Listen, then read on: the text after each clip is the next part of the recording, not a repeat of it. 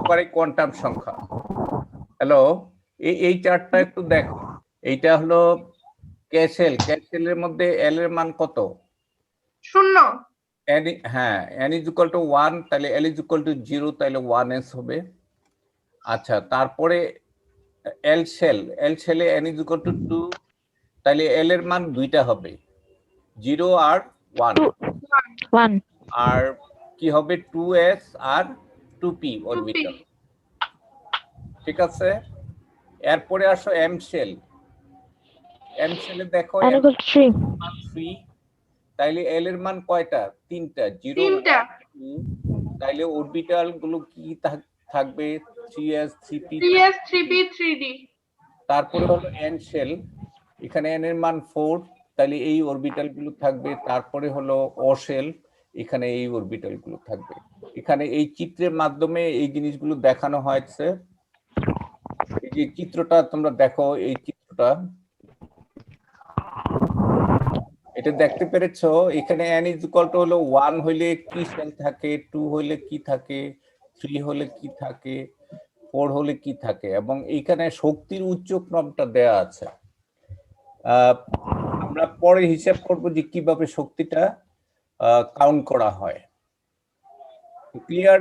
এই অধ্যায়টা যে আজকে আগে করে নাই, তোমাদের আগে একটু নিজেরা পড়ে নিতে হবে।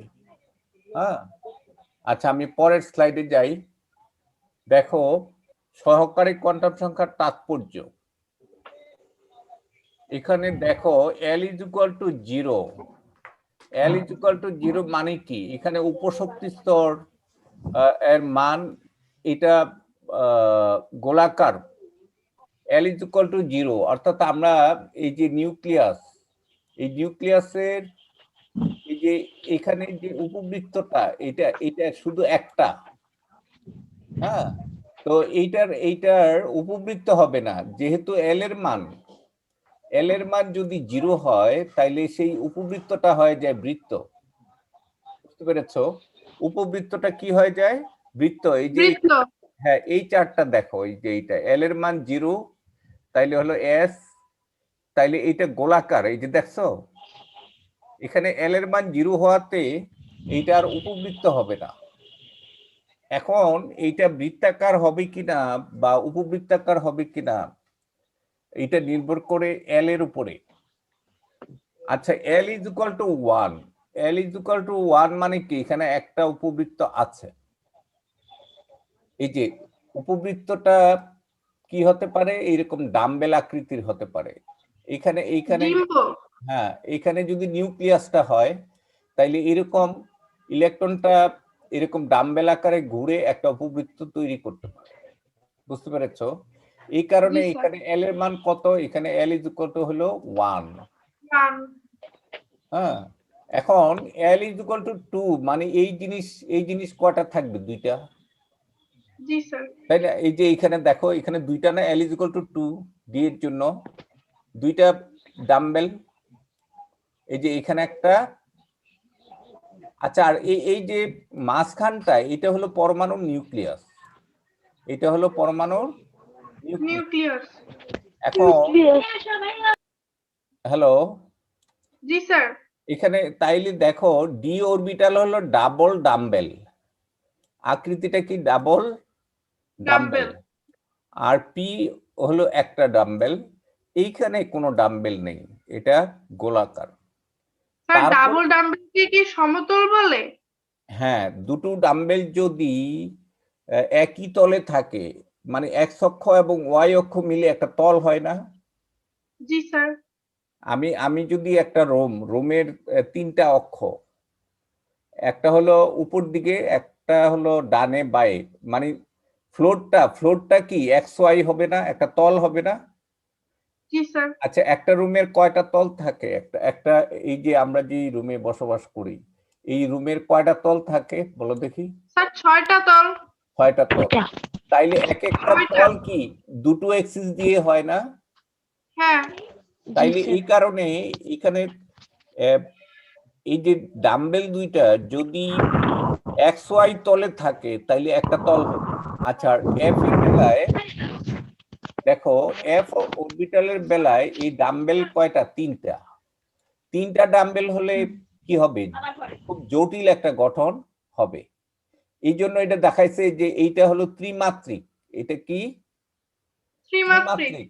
একটা কিউব, মানে একটা বক্স, তার দৈর্ঘ্য প্রস্থ এবং উচ্চতা আছে, বুঝতে পেরেছো? এই জন্য এটা হলো ত্রিমাত্রিক।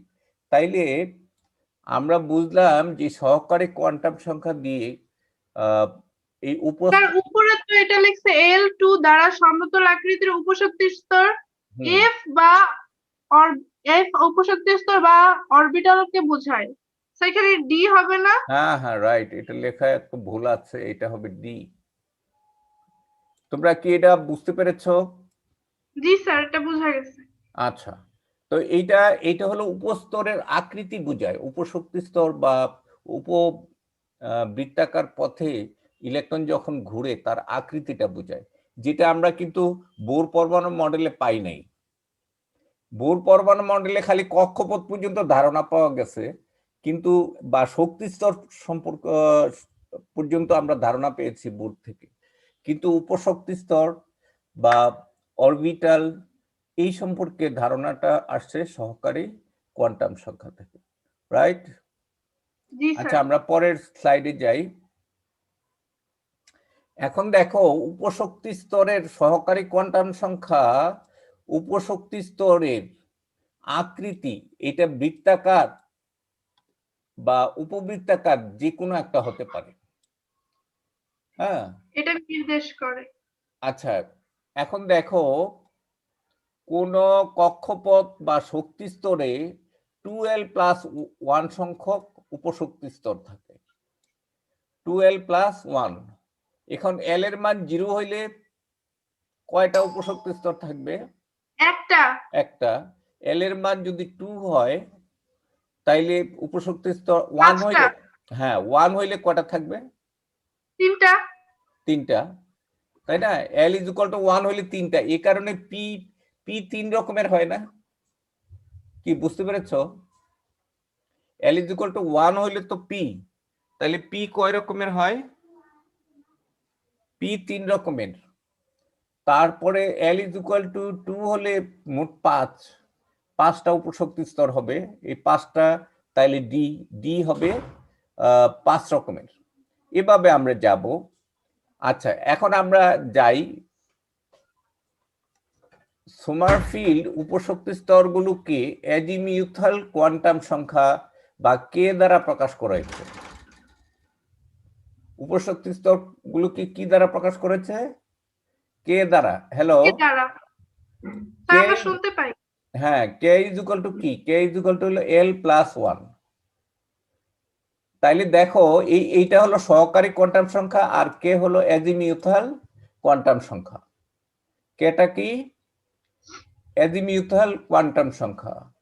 আচ্ছা, এখানে দেখো n=1 হইলে l=0, মানে 1s উপশক্তি স্তর, এবং অ্যাজিমিউথাল কোয়ান্টাম সংখ্যা কে এর মান কত হবে? 1 হবে না? জি স্যার। আচ্ছা, তোমরা এই ছবিগুলো একটু লক্ষ্য করো। এইখানে এল এর মান কত? 0। এখানে এল এর মান 0। এল এর মান 0 হইলে এটা এন এর মান কত? 1 না?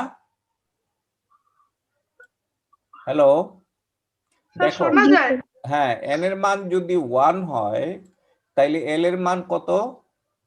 0। আর উপশক্তি স্তরটা হবে 1s। ক্লিয়ার? জি স্যার। আচ্ছা, তাইলে এখানে কে কে এর মান কত হবে? 0+1 = 1। আচ্ছা, একটা মজার ব্যাপার হলো কে যদি 1 হয় তাহলে এটা হবে বৃত্ত। কে এর মান যদি 1 হয়, এল এর মান হবে 0। হ্যাঁ, তো আচ্ছা, এটা আমরা পরে দেখবো যে এটা বৃত্ত হবে না। এক মিনিট, এন আর এল এর কে এর মান যদি n=n=n= যদি কে হয় তাইলে এটা হবে বৃত্ত। এটা কি হবে? বৃত্ত।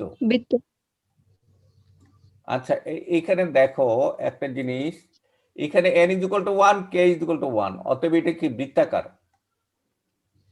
আচ্ছা, এইখানে আসো, n is equal to 2, n is equal to 2 হইলে l এর মান কি কি হবে? l is equal to কত হবে? 0 আর 0 1 1. l is equal to 0 আর 1, রাইট? জি স্যার। তাহলে 0 হইলে এটা কি হবে? 2s আর এটা হবে 2p, তাই না? তাইলে এই যে দ্বিতীয় শক্তি স্তরে আমার থাকবে 2s আর 2p। আচ্ছা, এখন 2s এর জন্য k এর মান কত হবে? 2s এর জন্য k এর মানটা কত হবে? আমি বলেছিলাম, হ্যাঁ 1 হবে 2 হবে না, হবে, 2s 2 এ হবে। l is equal to 0 0, + 1 এক minute. l is equal to 0, ওই যে এখানে এই সূত্রে বসাই দেই, 0 0 + 1 is equal to 1। 1 R p এর জন্য এখানে হবে 1 + 1 is equal to হবে 2। 2 তাইলে n আর k এর মান সমান সমান হয়ে গেল না? জি স্যার। তাহলে এইটা হলো বৃত্তাকার, তাহলে 2p টা হলো এখানে বৃত্তাকার আর 2s টা হলো উপবৃত্তাকার। এটা হলো উপবৃত্ত, এটা হলো উপবৃত্ত,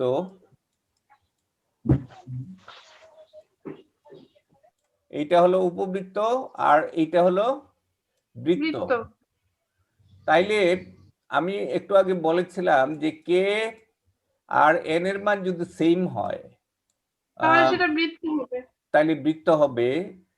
আর যদি আমার k এর মানটা n এর চেয়ে ছোট হয়, তাইলে k এর মানটা, শোনো, k লেস দেন n, তাইলে কি হবে? এটা হবে উপবৃত্ত। যেমন দেখো এখানে এই 2s এর জন্য k এর মানটা কত? 1 আর n এর মান কত? 2 না?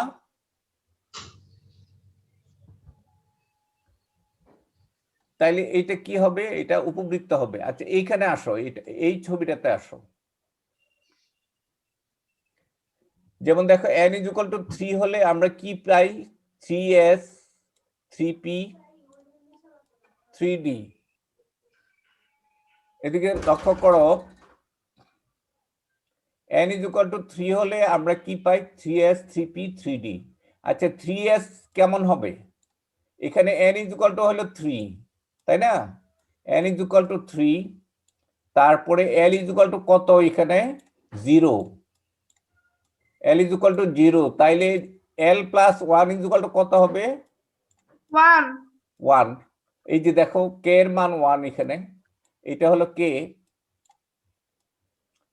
is equal to l + 1 কি? তাইলে এটা একটা উপবৃত্ত। আচ্ছা, এরপরে আসো, এই যে 3p থ্রাইস p টা কোথায়?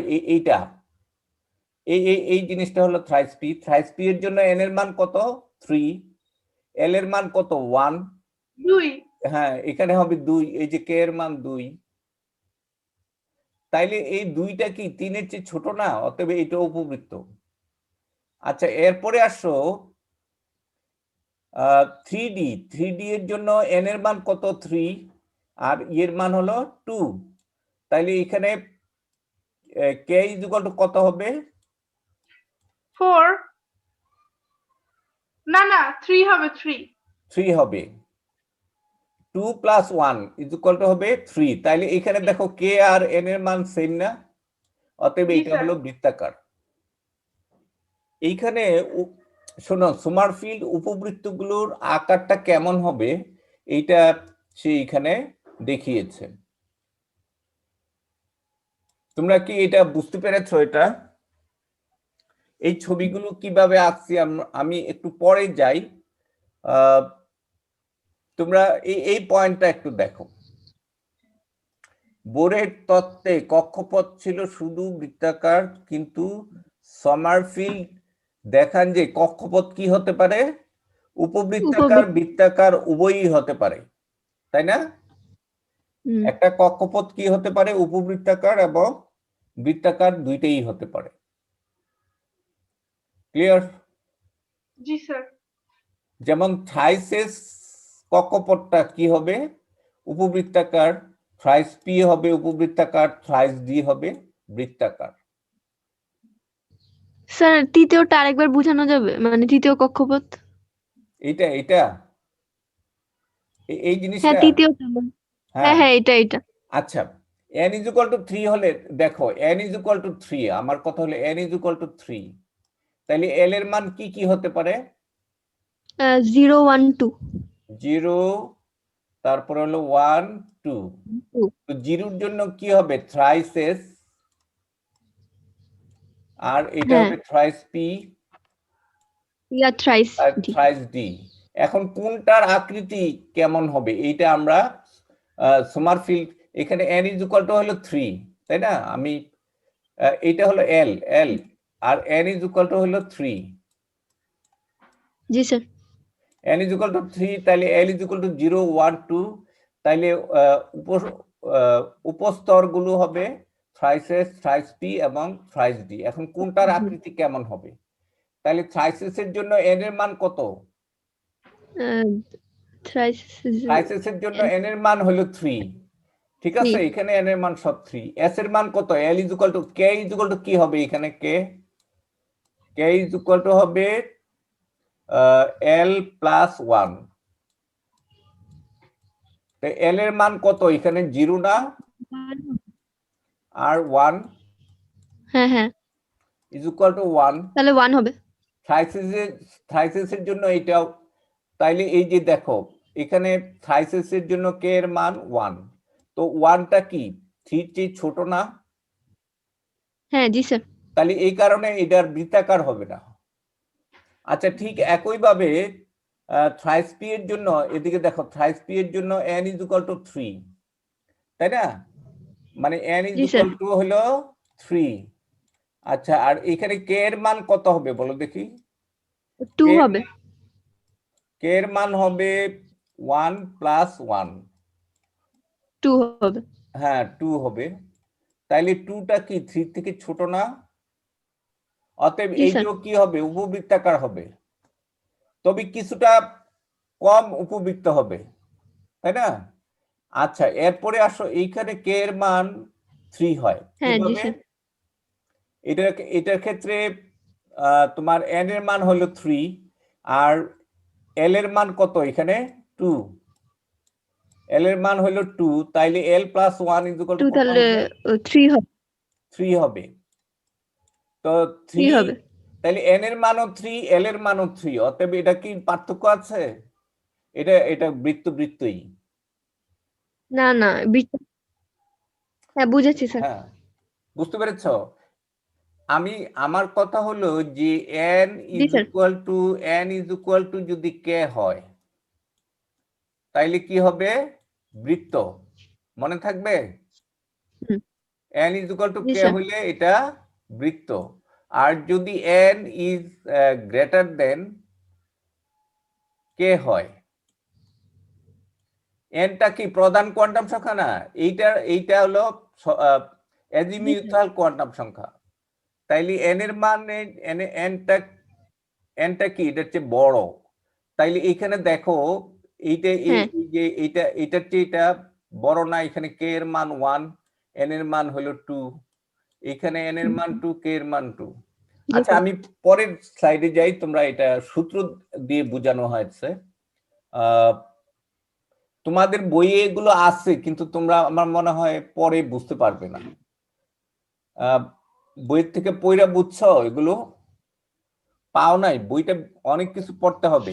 এই যে এখানে দেখো সূত্রটা, এখানে একটু তোমরা এই সূত্রটা একটু দেখো, সোমারফিল্ডের আকৃতিটা। এই সূত্রটা হলো, শোনো, একটা উপবৃত্তের এইটাকে আমরা বলি মেজর এক্সিস, মানে সবচেয়ে বড় এক্সিস। আর এইটা হলো পরমাণু নিউক্লিয়াস, এটা হলো পরমাণু নিউক্লিয়াস। আর ছোট এক্সিস যেটা, এই নিউক্লিয়াস দিয়ে আমরা, শোনো, পরমাণু নিউক্লিয়াসে আমরা দুটো এক্সিস কল্পনা করব। এই যে এইভাবে একটা এক্সিস, আর একটা হলো এইভাবে একটা এক্সিস। এইটা হলো ধরো নিউক্লিয়াস, তাই না? তাইলে এইটাকে আমরা বলি এ, আর এইটাকে আমরা বলি বি। একটা হলো মেজর এক্সিস আর একটা হলো মাইনর এক্সিস। তো এখন দেখো a = b হলে এটা বৃত্ত হয়ে যাবে না? হ্যালো, বুঝতে জি পারছো? Sir, a A = b to B হলে কি হলো তো হবে? বৃত্ত। বৃত্ত হয়ে যাবে। বৃত্ত। আর যদি আমার বিটা এর চেয়ে ছোট হয় তাহলে এটা উপবৃত্ত হবে। এখানে এই জিনিসটা দেখো, এই a/b = k/n, এই সূত্রটা মনে রাখবা। b/a = k/n, এই জিনিসটা একটু দেখো। এইটা হলো x অক্ষ বরাবর, এটা হলো x অক্ষ আর এইটা হলো y অক্ষ। এটাকে আমরা বলি মেজর অ্যাক্সিস, এটাকে আমরা বলি মাইনর অ্যাক্সিস। এখন দেখো k এর মানটা কি l+1 আর n এর মান তো nই, তাইলে এখন a/b = k/n কি হতে পারে? 1 এর সমান হতে পারে বা 1 এর চেয়ে ছোট হতে পারে। এই জিনিসটা বুঝতে পেরেছো? এখানে a হলো মুখ্য অক্ষ মানে x অ্যাক্সিস, আর b হলো গৌণ অক্ষ, এটা হলো y অ্যাক্সিস, এটা y অ্যাক্সিস আর এটা হলো x অ্যাক্সিস। তাইলে দেখো প্রধান কোয়ান্টাম সংখ্যা l+1 = k। ও, আমি এখানে বলছি যে n দ্বারা কি বোঝায়, l+1 দ্বারা কি বোঝায় এটা। আচ্ছা, এখন দেখো সম্পর্কটা a/b = 1 হইলে, সরি b/a = 1 হইলে তাইলে কি হবে? এটার আকৃতি হবে বৃত্তাকার। আর b/a <1 হইলে এটার আকৃতি হবে কি? উপবৃত্তাকার। জি স্যার। ক্লিয়ার? হ্যাঁ, জি স্যার। এই সূত্রটা দিয়ে আমরা ভাগ করতে পারি। আচ্ছা, এখানে একটা প্রশ্নের উত্তর দেওয়া হয়েছে যে হাইড্রোজেন বর্ণালীতে অনেকগুলো রেখা আমরা কেন দেখতে পাই?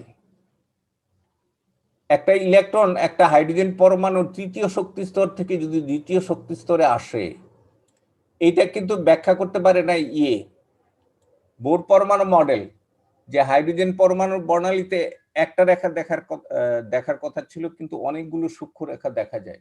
এটার কারণটা কি? কারণটা হলো যে উপর একটা শক্তি স্তরে আবার কতগুলো উপশক্তি স্তর আছে। তাইলে ইলেকট্রনটা একটা এই দ্বিতীয় শক্তি স্তর থেকে একটা ইলেকট্রন 3 তে উঠলে এর মানে কি সবগুলো 3 কি এক? তাইলে কি হবে? এটা thrice s, thrice p, thrice d, তাই না? হ্যালো, তোমরা কি বুঝতে পারছো? জি স্যার। জি স্যার। শোনো, একটা হাইড্রোজেন পরমাণুর যে ইলেকট্রনটা এটা ছিল n = 1, n = 1। এখন n = 2, n = 2, তারপরে হলো n হলো 3, n = 3। এখন এই দ্বিতীয় শক্তি স্তর থেকে যদি একটা ইলেকট্রন এই তৃতীয় শক্তি স্তরে উঠে তাইলে কি হয়? এই একটা মাত্র রেখা দেখা যাওয়ার কথা ছিল, তাই না? এখন আবার তৃতীয় শক্তি স্তর থেকে যদি একটা ইলেকট্রন এখানে দ্বিতীয় শক্তি স্তরে আসে তাহলে কি হতো? একটা মাত্র রেখা, এই যে এই একটা রেখা দেখা যেত। এটা ছিল কার? বোরের পরমাণু মডেল। কিন্তু বাস্তবে জীমান প্রভাবের ব্যাখ্যা করতে গিয়ে দেখা যায় যে অনেকগুলো রেখা দেখা যায়। যেমন লাল রঙের রেখা দেখা যায়, তারপরে সবুজ রঙের রেখা দেখা যায়, বা আকাশী। ক্লিয়ার? জি স্যার। ইয়েস আচ্ছা, স্যার। তো তাইলে এখন এই যে 3 শক্তি স্তরটা আবার কতগুলো উপশক্তি স্তর নিয়ে গঠিত না? Yes sir. শক্তি স্তর, 3 রকমের উপশক্তি স্তর। তাইলে দেখো আবার দ্বিতীয় উপশক্তি স্তরটাও তো 2 রকমের, 2 রকমের। তাই না? তাইলে তৃতীয় শক্তি স্তর থেকে দ্বিতীয় শক্তি স্তরে ইলেকট্রন আসা মানে কি? এই 3d থেকে তোমার 2sp তে আসতে পারে, আবার 3p থেকে 2sp তে আসতে পারে, থ্রাইস s থেকে 2sp তে আসতে পারে, আবার 3d থেকে 2s এ আসতে পারে। এইভাবে তাইলে এখানে 3টা রেখা তৈরি হয়, এখানে 3টা রেখা তৈরি হয়। তাইলে এই ধাপান্তরের জন্য আমরা মোট কয় রকমের রেখা দেখতে পাই? 6টা রেখা দেখতে পাই। তো এইটা এই যে সোমারফিল্ড পরমাণু মডেলের মাধ্যমে এইটা ব্যাখ্যা দেওয়া হয়েছে যে হাইড্রোজেন পারমাণবিক বর্ণালীতে অনেকগুলো রেখা কেন দেখা যায়। তোমরা এই জিনিসটা একটু আমাকে পরে শোনাও, এটা এখান থেকে পরে শোনাও। হাইড্রোজেন পরমাণুর বর্ণালীর প্রতিটি রেখা আসলে ক্ষুদ্র ক্ষুদ্র অংশে বিভক্ত ছিল। সোমারফিল্ড বললেন যে প্রতিটি অরবিট বা প্রধান শক্তি স্তর n সংখ্যক ভাগে বিভক্ত হয়ে শক্তির সূক্ষ্ম পার্থক্য বিশিষ্ট উপস্তর বা অরবিটাল গঠন করে। এর ফলে আচ্ছা আমি এর মধ্য দিয়ে একটু বলি যে দ্বিতীয় শক্তি স্তরটা আবার 2টা উপস্তর না? আবার তৃতীয় শক্তি স্তরটা মোট কয়টা উপস্তর? 3 রকমের উপস্তর দিয়ে তৈরি। তাইলে এই তৃতীয় শক্তি স্তর থেকে একটা ইলেকট্রন জাম্প করে যদি দ্বিতীয় শক্তি স্তরে আসে, এর মানে এটা এইভাবেও আসতে পারে, এইভাবে আসতে পারে, এইভাবে আসতে পারে, এইভাবে। তাইলে কি হয়, অনেকগুলো রেখা দেখা যায় না? জি স্যার। হ্যাঁ, আমরা যদি খালি চোখে দেখি তাইলে মনে হয় যেন একটা রেখা, কিন্তু আমরা মাইক্রোস্কোপ দিয়ে যদি দেখি তাহলে দেখা যাবে যে অনেকগুলো রেখা দেখা যায়। এইভাবে হাইড্রোজেন বর্ণালীতে একাধিক সূক্ষ্ম রেখার উপস্থিতি বর্ণনা করেছে। তোমরা আবার একটু এই অংশটা একটু পরে দেখো আমাকে, আবার পুরো জিনিসটা একটু, আর আগের সূত্রটা একটু বুঝতে পেরেছো? এই সূত্রটা, হ্যালো, এই সূত্রটা কি কোনটা স্যার? b by a? এই সূত্রটা বুঝতে পেরেছো? এটা আমি আগের স্লাইডে দেখিয়েছি। জি স্যার। বুঝতে পারছি।